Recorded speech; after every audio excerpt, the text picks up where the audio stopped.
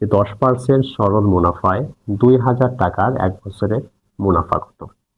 আমি কিন্তু এখানে শুধু একটা প্রশ্ন লিখে রাখছি। এই প্রশ্নের মাধ্যমে আপনারা হাজার হাজার প্রশ্নের সরল মুনাফা খাতা কলম ছাড়াই মুখে মুখে 30 সেকেন্ডে বের করতে পারবেন ইনশাআল্লাহ। তো মুখে মুখে আনসার করতে হলে আমাদেরকে দুইটা জিনিস শিখতে হবে। একটা হচ্ছে যে কোনো সংখ্যার 1% বের করা আমাদেরকে শিখতে হবে, আর 10% বের করা। যে কোনো সংখ্যা হতে পারে। তাহলে যে কোনো সংখ্যার যদি আমরা 1% আর 10% বের করতে চাই, তাহলে মনে রাখতে হবে সাপোজ আমরা 100 টাকার 1% বের করব, আবার 100 টাকার 10% বের করব। তাহলে 100 টাকার বা যে কোনো টাকার বা যে কোনো সংখ্যার যদি আমরা 1% বের করতে চাই, তাহলে আপনারা মনে রাখবেন যে ওই সংখ্যার ডান দিক থেকে 2 ঘর পরে আমরা দশমিক বসাবো। আমি আবারও বলছি, যে কোনো সংখ্যার 1% যদি বের করতে চাই, ওই সংখ্যার ডান দিক থেকে 2 ঘর পরে দশমিক বসাবো। তাহলে আমরা যখন এখানে দশমিক দিলাম, আমরা জানি যে দশমিকের পরে যদি শূন্য থাকে ওগুলোর দাম থাকে না। তার মানে এখানে আমরা কত পাইলাম? 1 পাইলাম। তার মানে 100 টাকার 1% হলো আমাদের 1 টাকা। আবার 10% যদি আমরা বের করতে চাই, তাহলে ওই সংখ্যার ডান দিক থেকে আমরা 1 ঘর পরে দশমিক দেব।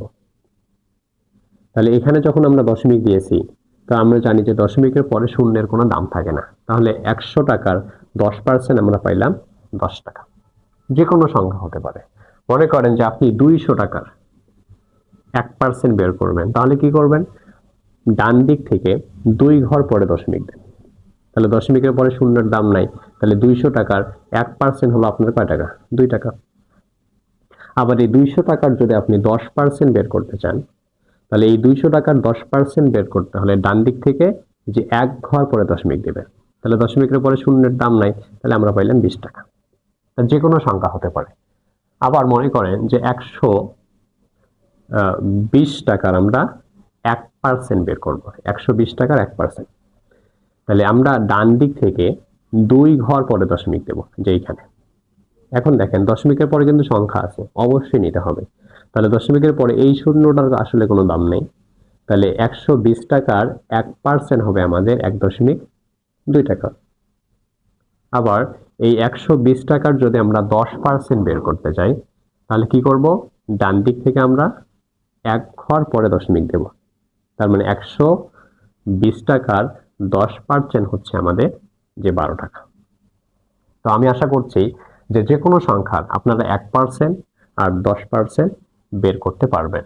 এখন চলেন যে এইখানে যে প্রশ্নটা দিচ্ছে আমাদেরকে যে 10% সরল মুনাফায় 2000 টাকার এক বছরের মুনাফা কত।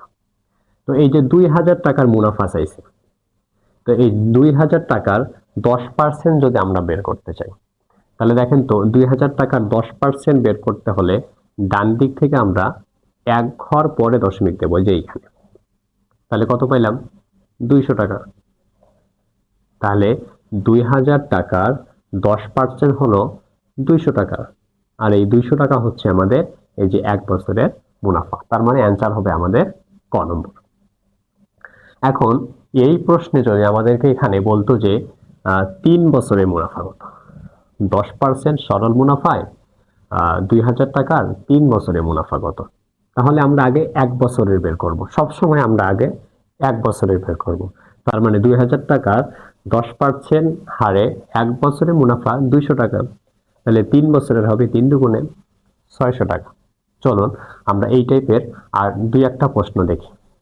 তো আমি বোর্ডে এখানে আর একটা প্রশ্ন লিখছি যে 12% সরল মুনাফায় 10,000 টাকার 4 বছরের মুনাফা কত।